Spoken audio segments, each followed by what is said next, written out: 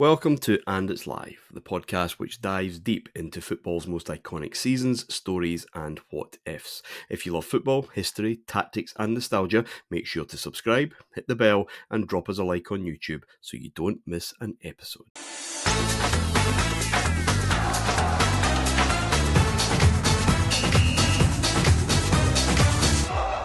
Hello and welcome to the main event, the history of the Champions League. I am Martin in the chair. As always, we've reached the final part of 2010-11 and the crowning of one of football's greatest club teams of all time. Joining me to discuss the semi-finals and that match at Wembley is David Edgar. How are we doing, David? I'm good, thank you, mate. Yes, very much looking forward to this, although I think it'll be fairly easy for you and I this week. Yes, and our lecturer in residence, making his way to the podium with copious notes, is Adam Thornton. How are we doing, mate? Good, thank you. I think these semi-finals and finals are great. Well, in terms of Real Madrid, Barcelona, and then the final, obviously, I think these are really, really interesting. There's a lot of dynamics at play here, both I guess domestically in Spain, and then the whole Barcelona Man United thing, which had sort of dominated the last couple of years. So yeah, it's interesting. Looking forward to getting into it. We'll start with United and Schalke 04, shall we? Just to for Adam get that out of the way, I suppose. 2-0 to United in Germany. Late on, Giggs and Rooney again. Giggs coming up with the goods. A couple of goals in a couple of minutes, as we've discussed. My favourite thing of all time. And then a very, very convincing game at Old Trafford, 4-1. Anderson getting a couple. Darren Gibson getting one. Antonio Valencia scored as well. I mean, that's really... It's a strange kind of United team, Adam. We'll talk about that in a minute. We'll talk about it maybe later we get to the final, just how Ferguson is putting this together. But I remember from the 2-0 game, I mean, this ends up, 6-1 or whatever in aggregate, that it was just United against Manuel Neuer. I mean, he was just peppered, but he stood up for an awful long time, eventually breached, but there was a sign there that this boy would go on to a very fine career. And Schalke's race just running out of steam, as so many do in the hardest competition of all. Yeah, I think Schalke have very much overexceeded expectations here. I would potentially argue when you look at strength of teams and all that jazz that United are a round or two further than they should have been as well. Obviously, we know no one probably thought it at the time because you're just always wrapped up in that Alex Ferguson thing, I think, and you're like, oh well, they'll always be there. It almost doesn't really matter who the players are, kind of like a Germany international tournament thing. They've just been there for so long that you just accept it. But I guess it's only when we've now got this massive absence of them being in the latter stages of this competition, or even in the latter stages of Premier League title fights, that you actually stop and look at it and think about it maybe less romantically or with a bit more hindsight. Some of these lineups are absolutely horrific. Like, shouldn't make sense at all. Like, it's just bizarre, and it is just that talent of Ferguson, that ability to keep things going and get every last ounce that you can out of players that are either nearly in retirement, have got one leg, or just wouldn't be able to do anything else, or players that should be nowhere near Champions League semi-finals, such as someone like Darren Gibson with the best will in the world. It's bizarre, and I don't think something like this. Obviously, we talk about teams that have miracle seasons, and we talk about Leicester that 10 years or so now. It's one of those sort of moments that you're thinking, looking back at it, I can't believe some of these players got to semi-finals and finals of the Champions League. There's a little bit of a Jimmy Traore moment, I think, with some of them. But like I said, it is all down to having a couple of really star players, a well marshalled defence, and then Alex Ferguson on the touchline. But yeah, it's a strange thing to look back on now at hindsight, having lived through it, and it didn't really register with me at the time that they shouldn't really be here. I don't think it was just they're always here. So yeah, I think taking nothing away, the fact that they went and beaten Schalke 6-1 after the beatings that Schalke's handed out is exceptional. But yeah, when you start to look at it a bit more logically, there's a bit of surprise that they're making their way to another final. Yeah. Davey, Rooney again in the goals. This spring, was it the kind of height of the chat that he was going to leave and he wanted 300 grand a week or whatever it was? Looked like he was going to go to Manchester City, who we haven't spoken about yet because they haven't made the Champions League, but obviously brimming with money. That gets sorted out. He scores that overhead kick, shin, goal against City in that derby in the February. I still think he peaked the few shows we did a while ago in that kind of winter of 9-10 personally, and I think a lot of that took it out of him, but he's still their guy. He was remarkably consistent over his whole spell at United, apart from maybe kind of brief spells of being from whatever, but his contribution remained quite consistent. I thought his agent played this whole thing beautifully, Martin. Yeah. I really did, because he sort of got Manchester United into a place where they just could not afford to lose him, what with Tevez, etc. And floating the Manchester City rumour was just, I thought, absolutely. I think it was Paul Stretford was his agent. I'm pretty sure. Someone can correct me if I'm wrong. But yeah, it was. Yeah. And he got him this remarkable, still a good deal now in still a top amount of money for a footballer to earn, but 15 years ago, a fantastic deal. But yeah, he was just so vital to United. And as to Adam's point, this is very much a component side, isn't it? This is a side of people given very specific tasks and asked to go and do them that they couldn't replicate.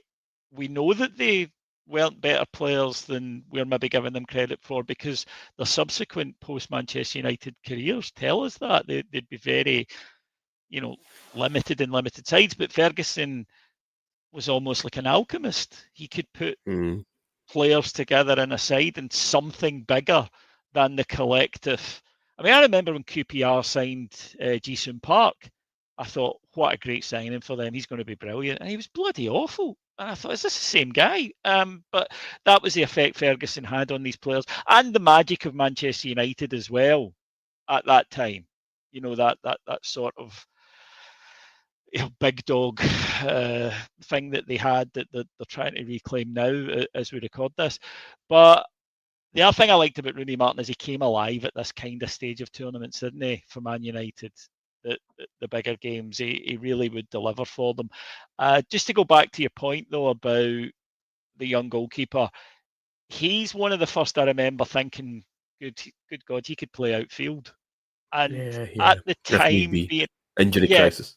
Yeah, being a very British guy, at the time when I saw a keeper, with the ball at his feet coming out his box and being willing to take on actually, doing Cruyff turns and taking it. It's so commonplace now, but back then for me, watching a goalkeeper being involved in passing and starting attacks, my heart was in my mouth. I didn't even follow these sides, but it's kind of revolutionary and fantastic shot stopper.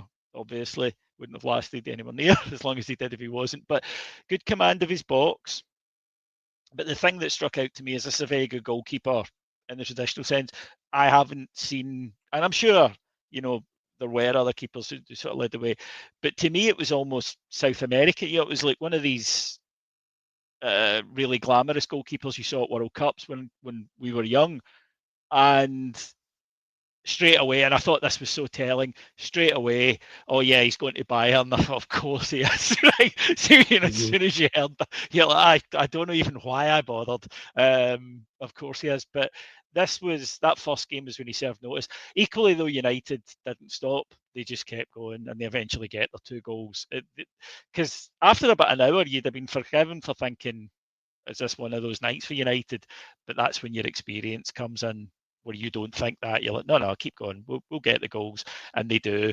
Second leg, United are, terrific, absolutely terrific in that second game.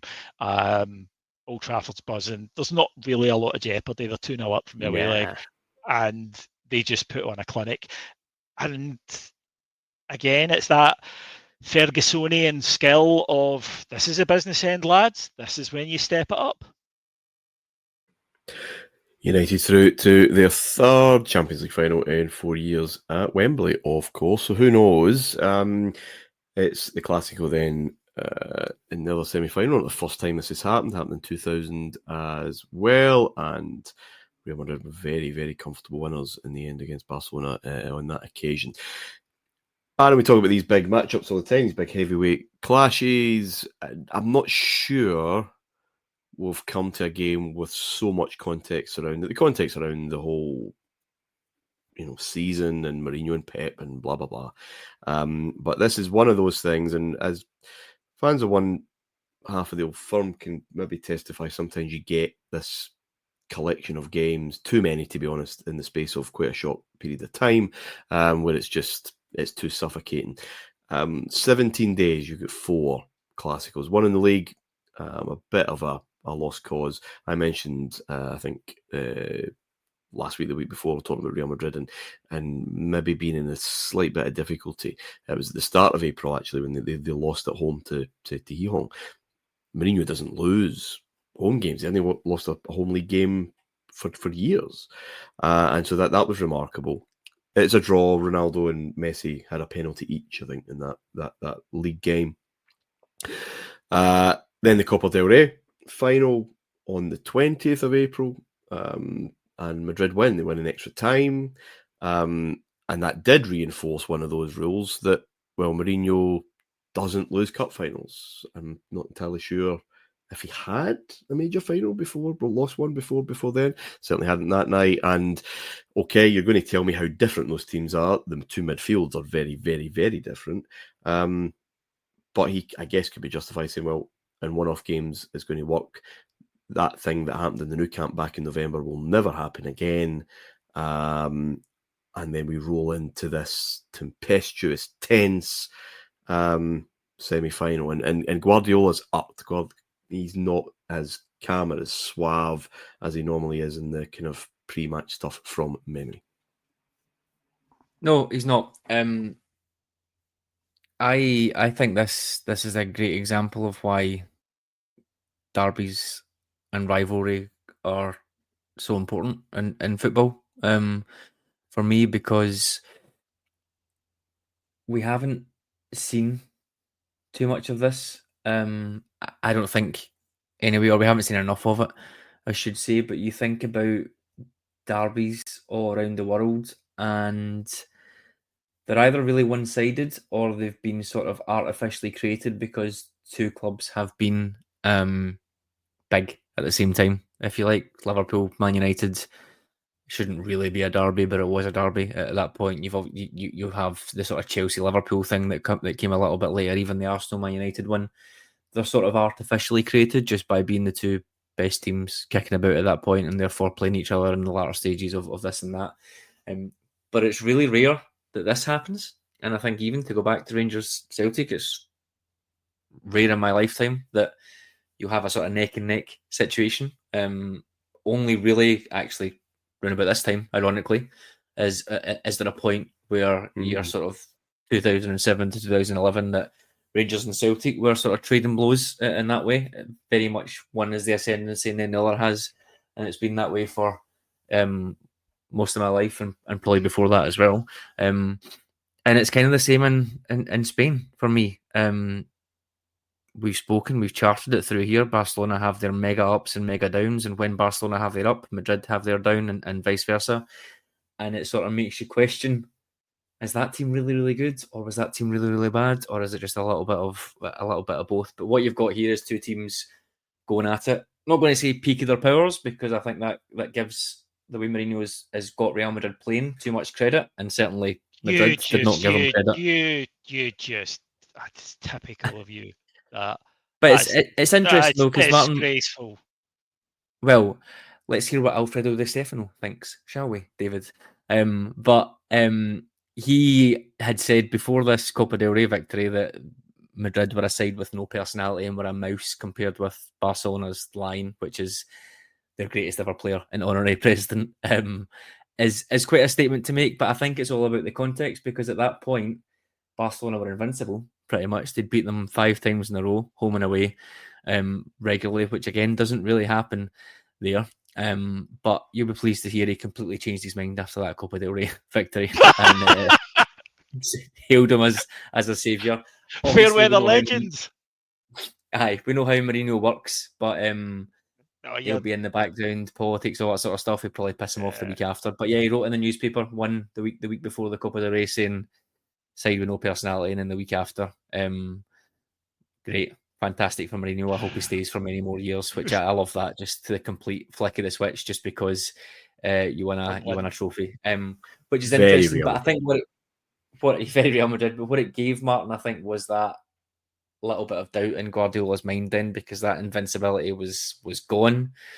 It was such a different style. You mentioned that. I mean, a Real Madrid midfield three with the greatest of respect, which has Pepe and Mamadou Diarra in it, is not one that I want to watch play football. If I'm being very, very honest with you, it's so functional to the point that it's painful. But what it does speak to, and again, and maybe he absolutely didn't create it, but it maybe serves as a template for moving forwards, is that sort of double pivot, if you like, where you've got Alonso and Pepe, a little bit of steel and silk, if you like, there, with the sitting in front of the midfield for that whole reason of spoiling, having a base, whatever you want to call it, but that sort of double pivot in the middle of the park is something that we see a lot of now, moving away from the sort of single number 6 to the 2, primarily so that you can protect the middle. But I think also because you've then got the advent at this time of rampaging fullbacks. So obviously Madrid have Marcelo on one side and Alvaro Arbeloa on the other side. One is very much more rampaging than the other one. And I think that just gives them that little bit of protection. Obviously here he goes one further and has Diarra in there as well. And Marcelo doesn't necessarily get very far forwards. But in general, I think that's what you've sort of started to see with that double pivot coming in, is because of the fullbacks. If one or both are going forwards, let's give us an extra man at the back. So I think while we can disagree on, or we can agree on, or disagree on the right and wrong way to do things, I think it's a template that other clubs have started to look at, or certainly had started to look at this point, in terms of how they deal with teams that want a lot of possession in there, which is an interesting point. He used Sami Khedira in the Copa del Rey final instead of Diarra. Khedira is not available for this tie. I'm not sure, just looking at the Real Madrid bench for that evening, the first leg in the Bernabéu. Kaká, Benzema, Higuain, Adebayor, Granero, Garay. I mean, I'm not sure the options that he has to combat and go up against one of the best midfield threes of all time. And Mourinho's not yet the circus act that he is now. He's not an idiot. I think he just realises he does not have the personnel to go toe-to-toe with this team. I don't know if Khedira maybe makes a difference. I thought he was a nice player. I thought he was quite a classy player. Still not dynamic. He's missing his Schneider, right? He doesn't have... I know Ozil's playing somewhere around Ronaldo, but I'm still not sure anyone's pulling strings the way they did at Inter in a kind of central way. But I'm not sure what options he has there. Well, I guess it's not sure what options, or didn't prioritise signing those options, because I'm not sure if Madrid want a player. I'm sure they can go and get them. So I think But Real Madrid famously don't like signing, defensive midfield players if they can possibly avoid it. He was obsessed with this idea called called the Trevote, which he had was a tight midfield 3 triangle. But he said publicly, repeatedly, if Diarra isn't there, it doesn't work. That Diarra is. He actually got rebuked by George Mendes and by the club hierarchy because he said Diarra is the most important player at the club. No, sorry, Josie, you don't get to pick that at this club. It's already been decided, and it ain't him. And I wonder if he sort of talked himself into that, Martin, because Diarra was a bit of a flouncy character, didn't get on with Mourinho. Or David, and I'm just putting this out there, he was talking shite. Deliberately spreading misinformation to try and make himself look a bit better. Yeah, Whoa. I think Khedira. That's revolutionary, and I think he goes with that if it's available, when it wasn't.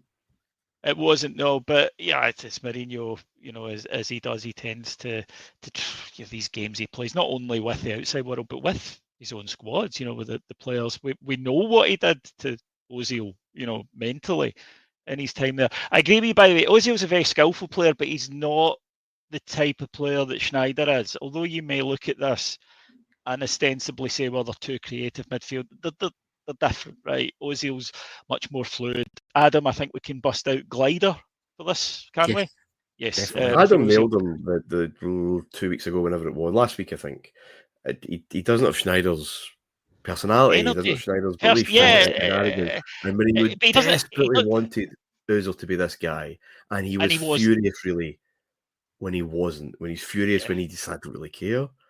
I don't want to work that hard. I'm not going back the way. Really, for him with the next generation of footballers, to be honest. Yeah, I'm not working back the way. I've created X amount of chances. It's not my fault we lost, as opposed to Schneider. You know, I will kick my grandmother to get the victory for you.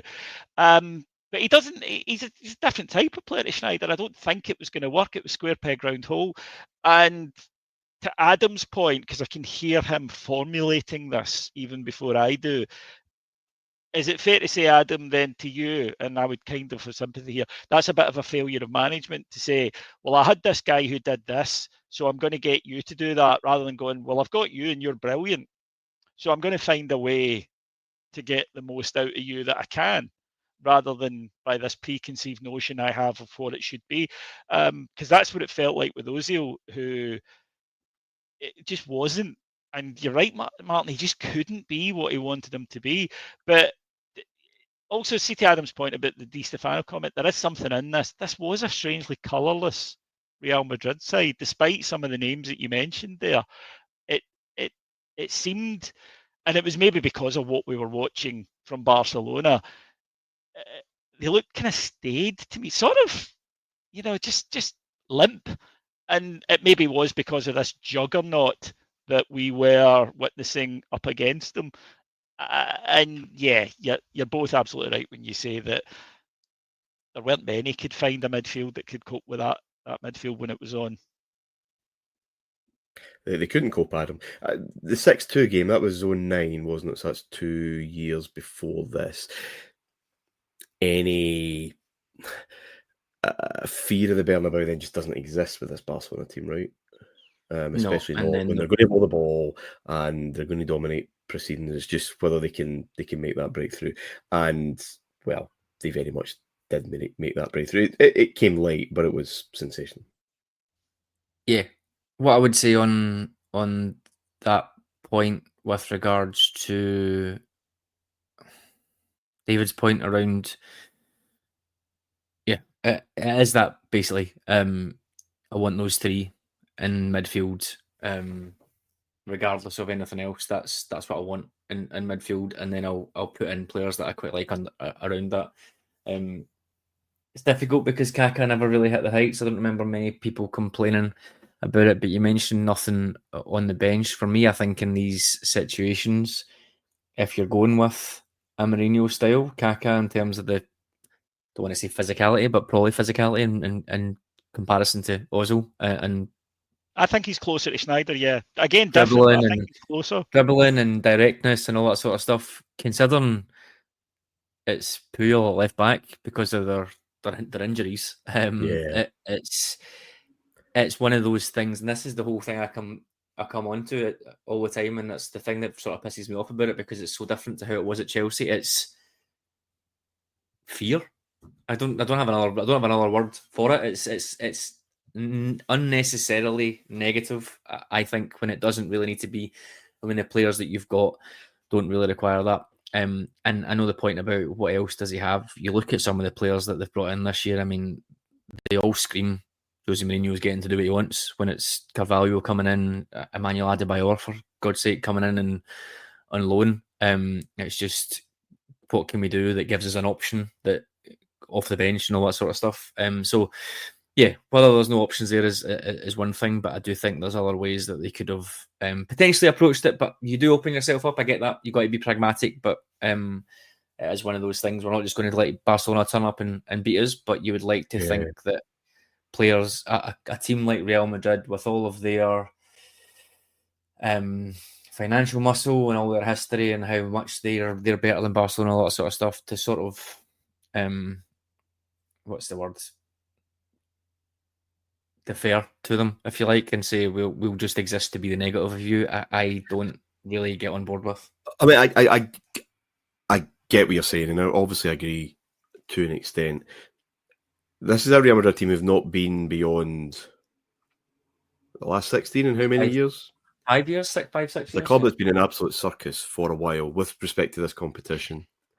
And this is a Barcelona side that is very much evolved to almost a perfect state. And they've been tinkering and they've been very successful and they've been working towards something very, very special. So Real Madrid being the super club that they are and all the money available, the notion that they catch up in the summer, I think, is a bit fanciful. Especially when it's a lightning in the bottle, everything turning to gold on the other side. Yeah, absolutely. So that just isn't... And with Inter, we talked about, took him a while, not that long. He's only there for 2 seasons or whatever. But that second summer, he absolutely got the transfer market right, and they go and win a treble. You know what Real Madrid are going to do next season, certainly domestically, is up for discussion. Well, but I just think that. Sorry, you go. Does it come back to that rivalry thing again? I was going to say, because Inter, Calciopoli, all that sort of stuff. Yeah, he comes in with a clear run. All these players ready to go that suit him, and he does get those things. If Barcelona don't exist at this time, you're probably thinking about Mourinho's Madrid in a different way, and he probably approaches it in a different way as well. Totally. So it's all about that context of the pressure. Yeah. So I just don't think they're catching up. They haven't caught up. He knows they haven't caught up. Therefore, I think he kind of has to do what he does, and what he did do an occasion with Chelsea, that first leg against Liverpool in that first season, for example, loves a 0-0 on the first leg at home, which means he can go away and use away goals, and he has no fear of that. I mean, that's not a problem for him at all. So yeah, I don't think it was surprising. It was a horrible night. Pepe just utterly filthy, but Messi was filthy in a different way, dude. Yeah, he really was. I like that description, Mark. It's interesting. I think that the last couple of years with Pepe, he's been at international tournaments that we've watched, and he's almost... It's strange to see him as almost this beloved old timer now, because I think, the commentary teams and the way that people lauded him, he's still going at 41, I think he was, when he played in the last Euros, and it's remarkable. And I thought, 15 years ago you were calling him everything, for the amount of yellow cards, and he was wonderfully cynical. He had absolutely no football morals whatsoever about what to do on a football park. And quite often seemed to get a fair old bit of leeway, didn't he? Considering the amount of fouls that he made. But Messi was unplayable. It was just wonderful to watch. And as Adam says, it's too simplistic to say that Spain, which at times was the Barcelona team without Messi, was a bit more functional without him. But then you watch him do this and you think, well, who wouldn't be more functional without him? Because you cannot replicate this. There is literally no other football player on the planet who can do, and possibly only another 3 in the history of the sport, who can do the things he does. And not only the things he does, but constantly, consistently, week in, week out.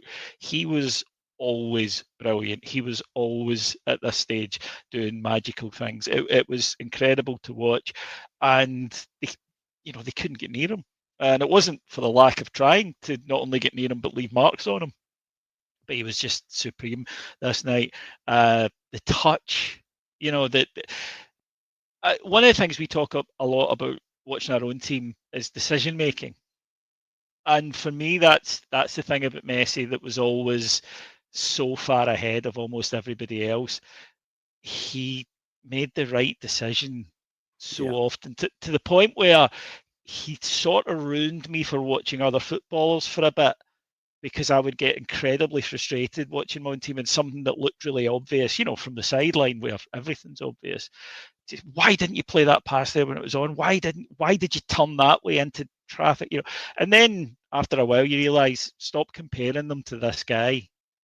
They can't do that. What he does isn't a slight on them. It's what he's doing is magical. What they're doing is what footballers do. He just constantly did it. If there was somewhere to, if there was a pass on, he would select the right one. And then, of course, it's the execution of it. It's all right seeing something, but you need to then be able to pull off. And the speed at which he did that, I don't think he gets enough praise for that, incidentally. It wasn't just about the... we talk about quick players, and Messi never gets mentioned. The speed he could carry the ball at was just disconcerting, and he had a wonderful change of pace that actually gets illustrated in this game a few times, where he would be running with the ball and then just accelerate 2 or 3 steps and completely throw the defender off, and then buy himself a little bit of room.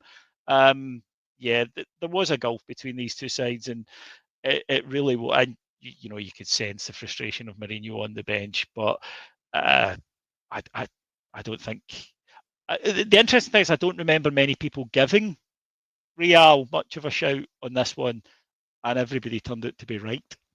Oh, I don't know about that. I think it was quite possible that, given the Copa del Rey final was a few days before this first leg, that the same kind of not smash and grab so much, but certainly that more pragmatic. I'm maybe going too much on Sid Lowe at the Guardian, because he was adamant over 2 matches Real will not be able to cope with Barcelona. So a one-off maybe, but over 2, he was absolutely adamant. Yeah. He hates Real Madrid though, which he does, but he was right. But he was right here. No, absolutely, but that's Adam hates Real Madrid. I go by that the general consensus was that we'll get to the final. Now that will be a very, very different story. But I think there were more than a few who felt that this guy is the best manager in the world. This is a big club, and they've just literally won a cup final, and they could possibly do it again after this game. By the way, which was 2-0. If you weren't around, 2 brilliant goals by Leo Messi late on. This does kind of shatter that a little bit. Real Madrid lose at home again in the league, this time to Zaragoza. The 3-2 they lost, but they're 3-0 down. I mean, it's just unthinkable. Adam, it's 1-1 in the new camp. Again, this 4th game and all the noise, all the circus around it. I can't be the only one saying I'm just exhausted by this. No one really expected a turnaround anyway, but just not this again. And it's just too claustrophobic, too much nonsense around it, and it was a fairly flat game. Yeah, I think it went very quickly from capturing the attention of 4 in a row. I don't imagine it would be the same now. I don't know. Maybe it's just a little bit too saturated now in terms of the TV market and all that sort of stuff, and we're all a bit older and longer in the tooth now, but certainly at this time it was captivating at the start, and then it very quickly came into just stress. I think, but yeah, I think you're right. It turned into a little bit of a non-event, shall we say? I think I totally agree with everything that you guys have said there. I think it is just one of these periods, I guess, that you get, and I'm repeating myself, but just in terms of that rivalry, it's one of those things. Would I like to see that every few years? No, but coming along, looking back at it in hindsight, that era I'll look back on relatively fondly. I've never really been a big, massive La Liga fan. I've always liked Barcelona, but never really religiously. If you like, I'd go through peaks and troughs, probably coinciding with when they had Cruyff type teams. To be honest, other than the sort of Ronaldo year, which did really captivate me as a 10-year-old, but I've always been more drawn to Champions League, Premier League, Serie A, for varying reasons. So the fact that this was here and there was a proper compelling reason to watch La Liga was quite special for me. But I think ultimately Barca going through is well deserved. Yeah. There's a book that came out in 2014 called The Special One by a Spanish journalist called Diego Torres, and he's very, very close to Iker Casillas and Ramos and a couple of other Real Spanish players. And it's a great read because it's very gossipy. So if you haven't read it, I would urge you. But in it, the sort of allegation that came from it, which Mourinho denies, but interestingly, the players who were named in the book have never spoken about, was that after the first leg, Mourinho went into the press conference, and this will shock you both. I hope you're both sitting down. He blamed the referee and said there was no way that Real were going to be allowed to win. It was the referee. He had cost them. The game was a bogey. He knew Real would not be allowed to turn it around in the other leg. And according to the allegation in this book, he then the next day said to the players, or when they were meeting to discuss the second leg, he said, "We're playing for a 0-0 tonight because I've already put the story out that we didn't lose, the referees beat us." And some of the senior players said, "We're Real Madrid, we're going to try and turn this around." And he said, "No, we're not, because if we try and turn it round, we'll be too open and they will beat us. We're going to play for a 0-0. We're going ultra defensive. And then the story will all tell us we would have won this if it hadn't been for the referees." Yeah. So glad he stopped doing that in the year 2025. I don't know if that's true, right? All I'll say is this he's a respected Spanish journalist. He is known to have very close ties to some of the World Cup winning players. Mourinho said it's not true. The players have never joined them in that. So it's such a great story. I hope it is true, but it might explain that second leg because they don't play it like a side to 2-0 down. They play it like a tight. The 5-0 away point. The 5-0 was very telling, I think, and I don't think a Jose Mourinho team had ever lost 5-0 before. I might be wrong there, but that kind of thing just had never happened. It was just very, very clear that was never happening again. We've talked about this before, of course, to death, but Pepe's cynicism, Mourinho's negativity, Messi's beauty, it just played in the narrative around angels and demons and this just ultra cynical manager, and this manager that's kind of whiter than snow, drugs, cheating, notwithstanding. And it just intensified that, played very much into that thing. But yeah, Mourinho very much licking his wounds at the end of that semi-final thing. And all he would have to do would be to win the title the next year with record points and goals. The final then, gentlemen, at Wembley. Now, I don't know many who gave United much more than a puncher's chance here, Adam, including possibly their manager, who we'll get to the end eventually, but I don't think I've ever seen Ferguson as genial and as phlegmatic, perhaps, after a big defeat in a final. This is very, and it's only 2 years, but so different to Rome. And the 50-50 and, the two best teams in Europe going head-to-head again. They met in that semi-final the year before. And this is just, it's just no chance is this a contest. Other than, football's funny and, cup finals can go weird ways. But you would never talk about that 2 years before. You would never talk about a one team having a kind of Wimbledon 1988 kind of chance of winning this final. It was a bizarre difference in build-up for just 2 seasons.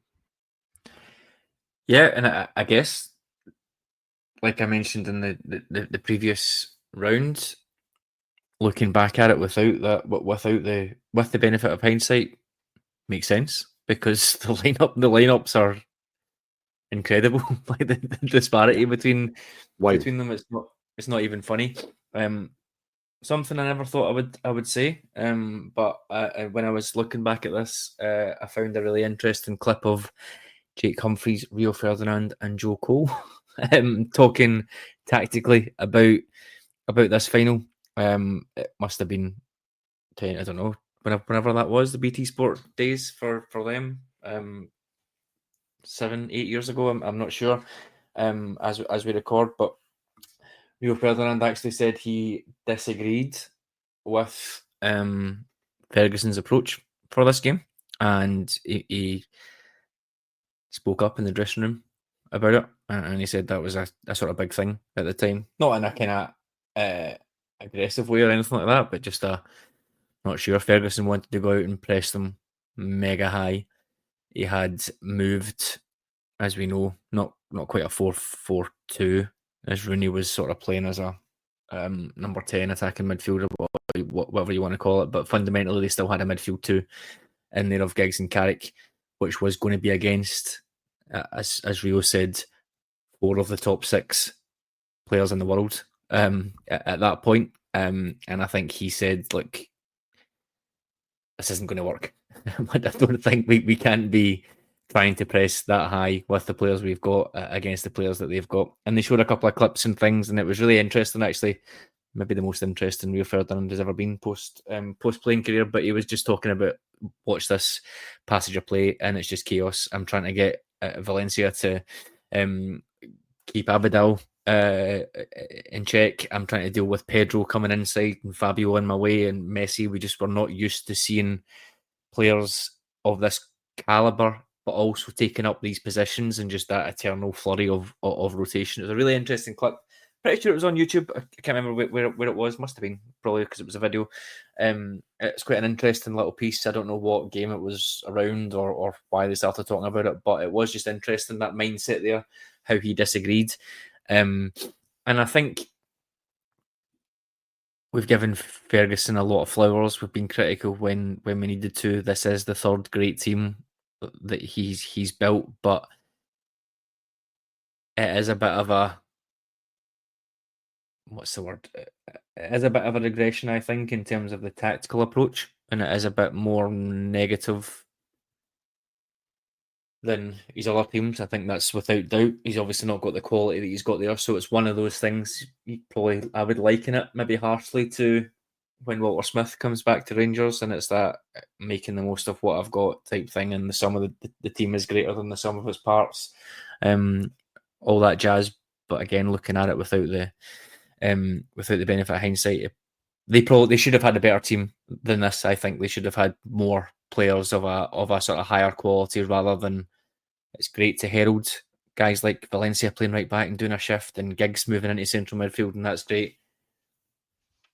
Man United probably should be better than that, I think, in terms of going out and getting the best players in there. So yeah, there's two sides of it, I think, from a Man United aspect, but yeah, I think it's just too much to come up against this. One of the things that I think would be just incredibly interesting was, if we were ever able to do, was to see the 99 United team in a final against this Barcelona team, because that to me is a battle of different styles, but both are aggressive in their own different ways. That would have been an interesting one to see, I think. But this version that gets here, as much as it ekes every last ounce out of all the players that are on there, and they deserve great credit for that, I think this one it does come up too short, and it is a bit of a procession, to be honest. Oh, there's a question about 99 against this 2011 Barcelona team. I mean, United's will that season, maybe just in sport, trumps all. There's just this belief that something will happen. The game's never over, but how that midfield four, especially the four that started the final, copes with that three, or really the central midfield two, obviously. I'm not sure that works at all. But yeah, interesting. It's 1-1. The Barcelona won 3-1 for anyone just catching up on a final that took place 14 years ago. All four goals are brilliant, actually. It's 1-1 at half time, Davey. Pedro, beautiful goal, beautiful pass from Xavi, I think.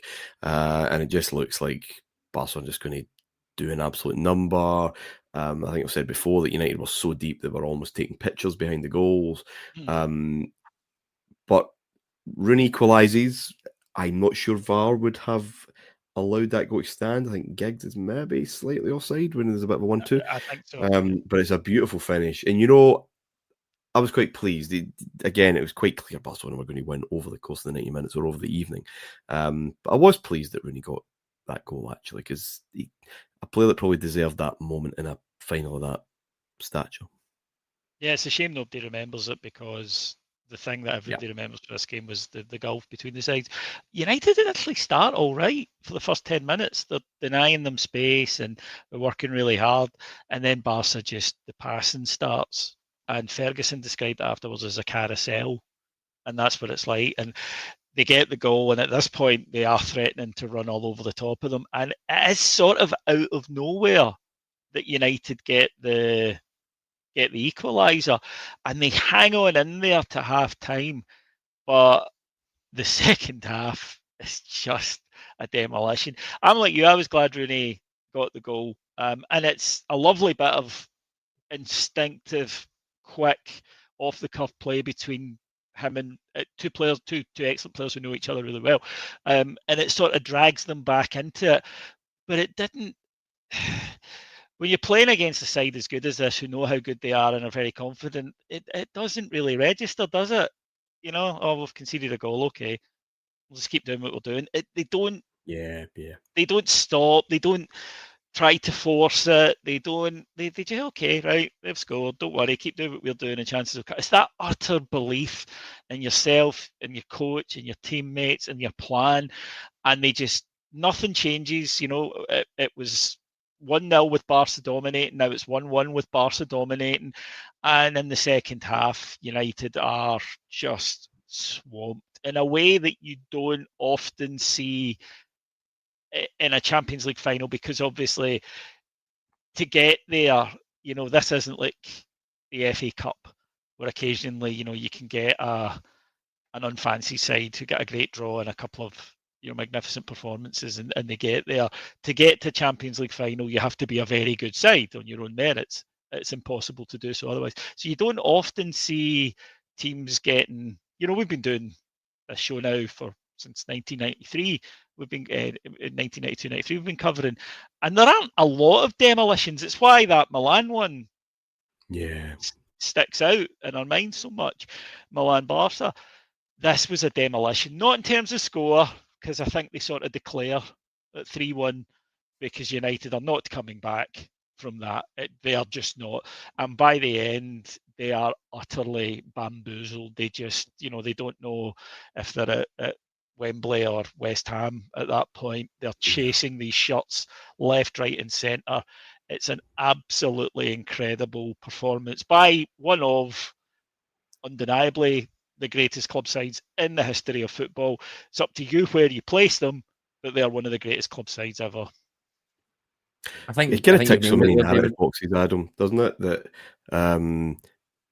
Rooney gets a goal, it's fine for Manchester United, and what Ferguson's been able to do with that team in those last years really is actually quite remarkable. Messi does something brilliant, tick. David Villa does something very nice, and he's made such a difference to that attacking unit, as we spoke about. Eric Abidal is there to take the acclaim and given everything that he'd gone through, and it's all just quite a kind of perfect, nice story, really. And everybody's there. Barcelona of injuries. There's not a team getting into a final with 3 or 4 players missing. Really got to kind of do something about that. Very consistent fitness from that side, but everything's just there, right? I mean, it's just, and as I said, Ferguson just kind of, okay, they're brilliant. And he's not spitting feathers. He's not coming up with some nonsense and it's a fucking disgrace and all this kind of stuff. It's just, listen, look at them. Just look at that team. What are you going to do? Yeah, and I think that it is just, it all falls into place. And we can talk about why or not. But other than that Arsenal game that you mentioned, it is just a bit of a procession. Lots of, I said before, I think this is the peak. I'm not sure that's really up for debate. Despite the first season team winning the treble for Barcelona, I just think it's just the peak of the Guardiola style. I think, and that's why I sort of rail against the whole, it's tiki taka, it's just needless possession, etc. This is none of that. This is this is annihilation. I think it's just that Ferguson said that whole get you on your carousel and make you dizzy with their passing. I think there's that, but there's also the pressing that was pass for mentioned. Pedro. Xavi's pass for Pedro. Like a knife through butter. It's not. It's rehearsed pattern, but Messi doing lollipops on players, running by them like they're not there. Amazing geometric passing patterns being formed. It's just brilliant, and these are not scrubs. This is Manchester United in a Champions League final, and they're being made to look like, like a Scottish team playing an English Premiership team. That's what it looks like. The gulf looks that big. It's absolutely remarkable, really and truly. As you say, Adam, how are you supposed to think when you're playing this Barca team? How are you supposed to breathe? How are you supposed to put your plan into effect? Because you don't have the ball. And it's bloody hard to get it. And when you get it, there's three of them on you instantly to get it back off you. It's a masterclass. I think it's rehearsed patterns, etc. is one thing, and we know about Guardiola in terms of splitting the pitch up into the phases and the sort of vertical aspects. You're not allowed to be on the same line as someone else. Kind of get all that stuff on having to retrain his brain at the age of 31, 32, whatever it was, but it sort of never really feels like that at this point, whereas I think it does feel a bit more rigid. I would say Bayern, which we'll come on to touch on a little bit. I don't think you can really treat Man City as anything like this Barcelona team, personally. Maybe at the start slightly, but certainly not towards the end. But we won't be covering any of that. But it just felt right. It just felt like a perfect team, I guess, as you could argue it probably was, even down to like just finding space, counter pressing. I know Gegen pressing gets the big push a couple of years' time when you've got that all German final, Jurgen Klopp, etc. But David, you mentioned lose the ball, win the ball back. If it needs to be a tactical foul, it needs to be a tactical foul. Just you're at your weakest when you've lost the ball, therefore go back and you're at the weakest when you've just won the ball back, therefore go and get it back again and change it. So I think it's just that whole control of space.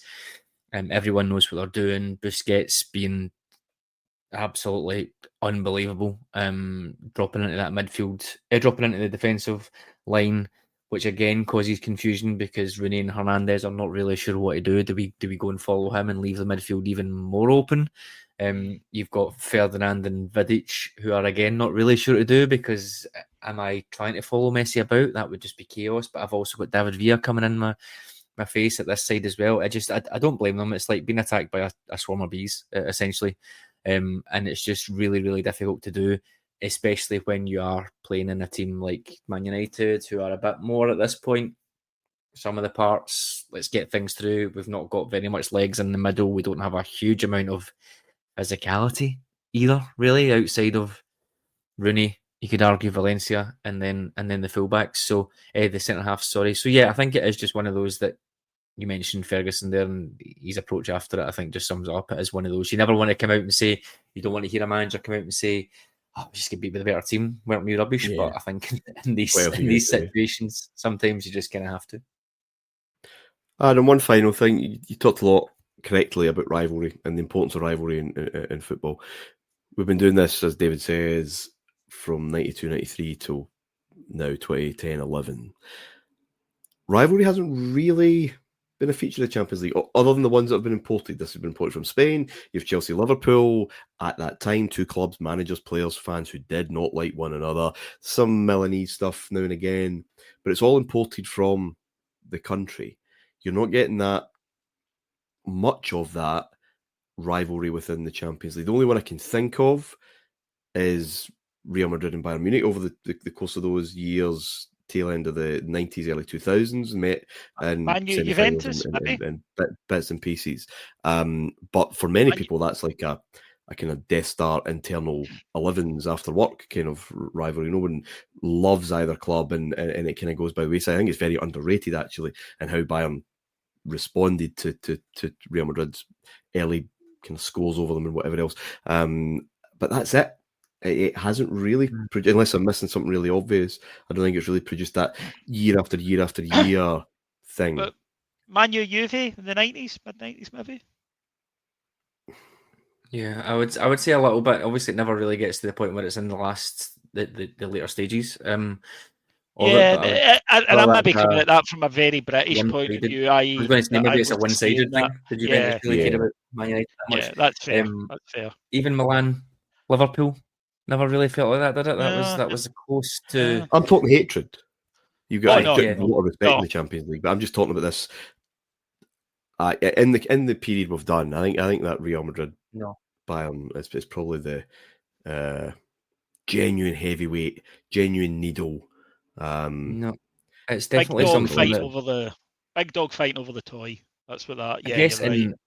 in modern times now, excluding the Real Madrid, maybe the Real Madrid dominances sort of take that away because it's a different team they're beating every time in that way. So there's maybe not time for rivalries to develop because they're winning most of them. And then when they don't, it does sort of seem to be... So can knockout football ever do it, Adam? Does the Champions League, for that to happen, need to be a genuine European Super League where, of course, then you will have those kind of key games over the course of the season and genuine contenders really come to the front? Even I think you've probably answered your own question there because you distill it down to the FA Cup. 80s and 90s, it feels like before, or 80s and early 90s, there probably was a runs of finals where teams were playing at the same time, I think, a few times in a row. But in my lifetime, I don't remember there being a same final twice in a row, certainly not 3 times in a row. So maybe it is just that,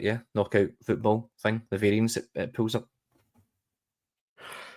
Gentlemen, yet another enjoyable show from yet another enjoyable season. Thank you, David. Pleasure. Thanks, guys. Cheers, Adam. Thank you. It was a pleasure.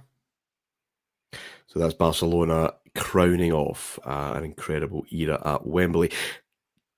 10 days before that, the UEFA Europa League final took place in Dublin. 2 Portuguese teams, FC Braga and FC Porto. FC Porto obviously winning. And a new, handsome, debonair Portuguese manager coming to the fore with Porto. Villas-Boas, of course. He would go to Chelsea that summer and Chelsea would win the Champions League. The story not quite as simple as that. Until next time, bye for now. If you enjoyed the show and want to help us grow, please remember to hit that like button and subscribe to the channel. On YouTube, search for And It's Live Podcast. We've got new deep dives, drafts and breakdowns dropping every other day.